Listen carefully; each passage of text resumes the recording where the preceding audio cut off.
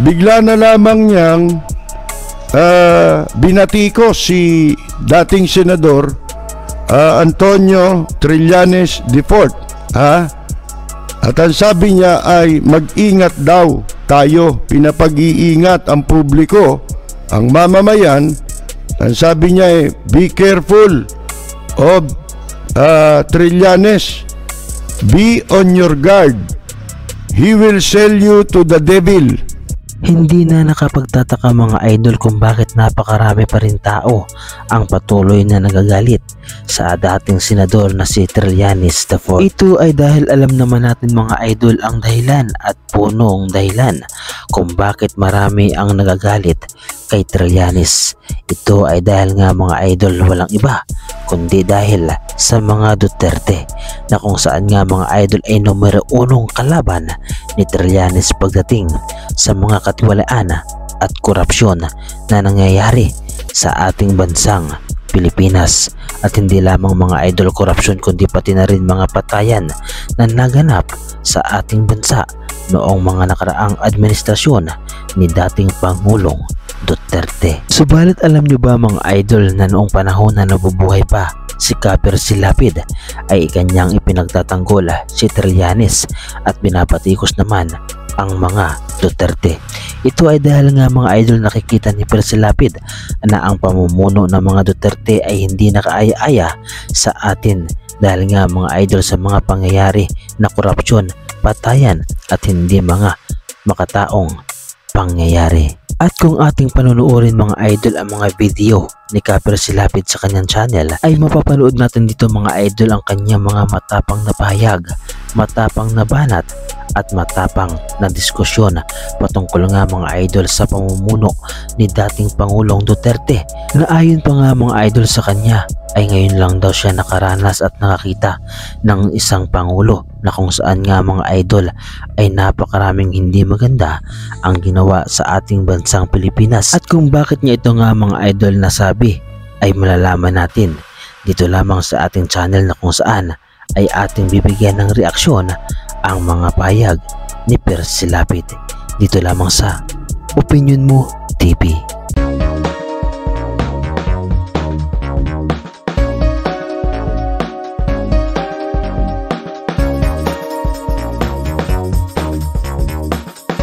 Nakilala natin mga idol ang namayapang si Caper Silapid na isang matapang na broadcaster at matapang na mamamahayag, na kung saan nga mga idol ay kaya niyang kontrahin ang mga politiko na mayroong mga hindi magandang ginagawa sa ating bansang Pilipinas. At kabilang nga dito nga mga idol sina Duterte, na kung saan nga mga idol ay kanya talagang tinitira. Subalit ang kanyang katapangan mga idol ang siyang nag-uwi rin sa kanyang kamatayan. Subalit ganoon pa man mga idol ang nangyari sa kanya, ay nag-iwan naman siya ng mga babala sa atin na kung sino ba dapat ang ating suportahan sa mga susunod na halalan at kung sino ba dapat ang ating iiwasan upang sa ganon ay hindi tuluyang mapahamak ang ating bansang Pilipinas. Kaya naman pakinggan natin mga idol si Caper Silapid sa kanyang pahayag patungkol nga mga idol sa pinagagawa noon ni dating Pangulong si Rodrigo Roa Duterte, at pakinggan rin natin mga idol ang kanilang usapan ni Trillanes, na kung saan nga mga idol ay ibinunyag ni Trillanes ang mga kalokohan at mga katiwalaan na ginagawa ni Duterte. At ang sabi niya ay mag-ingat daw tayo, pinapag-iingat ang publiko, ang mamamayan. Ang sabi niya ay be careful of Trillanes, be on your guard, he will sell you to the devil. O ibebenta raw po tayo sa demonyo, kaya dapat tayo mag-ingat. Ba, tumatanggap ba ng pera yung demonyo? Mga kaibigan, and when he gets a position, pagka nakakuha raw ng pwesto ulit, ay madalit sabi, sinisiraan ano po,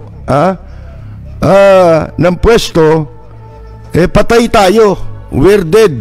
Yan ang sabi ni Presidente Digongyo, mga kaibigan. Pero sa original statement, meron nung Tagalog Ang sabi niya, be careful of Trillanes, magbantay kayo. He will sell you to the devil. Kapag yan ang nakaupo, patay. Sino patay? Mga kaibigan, tayo? Patay tayo?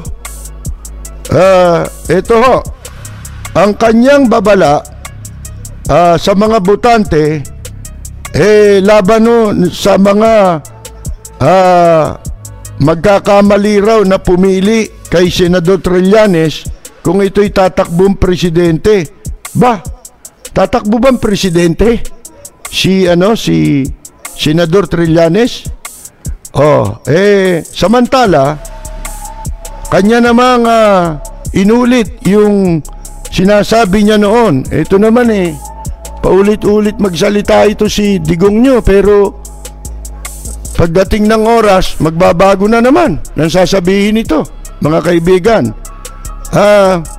Ang sabi niya, inulit niya ho na yun daw kanyang anak na nagkakabit ng tarpaulin.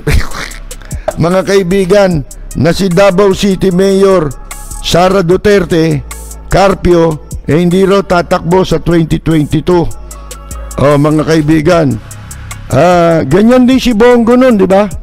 Hindi tatakbo, pero wala pang campaign period, nagkabit na ng mga tarpaulin, tapos sinabi hindi tatakbo. Bagay si Presidente Digong nyo nung 2016 elections, kwan ho yan sinabi niya hindi siya tatakbo, di ba? Pero tumakbo. Ngayon, Inday Sara is not running. Yan ang sabi niya. Hindi raw tatakbo si Inday Sara. I have really put my foot down. I pity my daughter. Ang sabi niya, naawa ko sa anak ko. Ang politika rito, kababuyan. Sino ba bumaboy sa politika? Mga kaibigan, lahat ng kababuyang nangyari sa politika ngayon.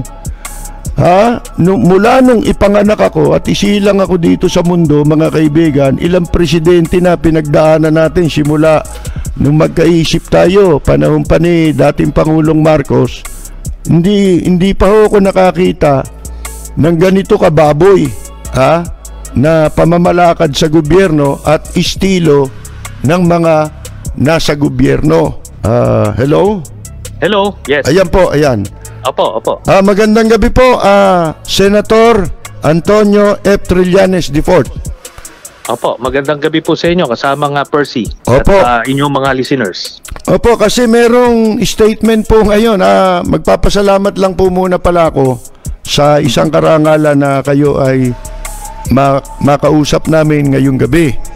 At nais po naming umpisahan na kayo ay matanong bilang reaksyon nyo dito sa sinasabi ni Presidente Duterte na nananawagan sa publiko at sa mga botante na kayo daw po ay wag iboto at saka kayo raw ay ibebenta ninyo sa demonyo ang bansang Pilipinas.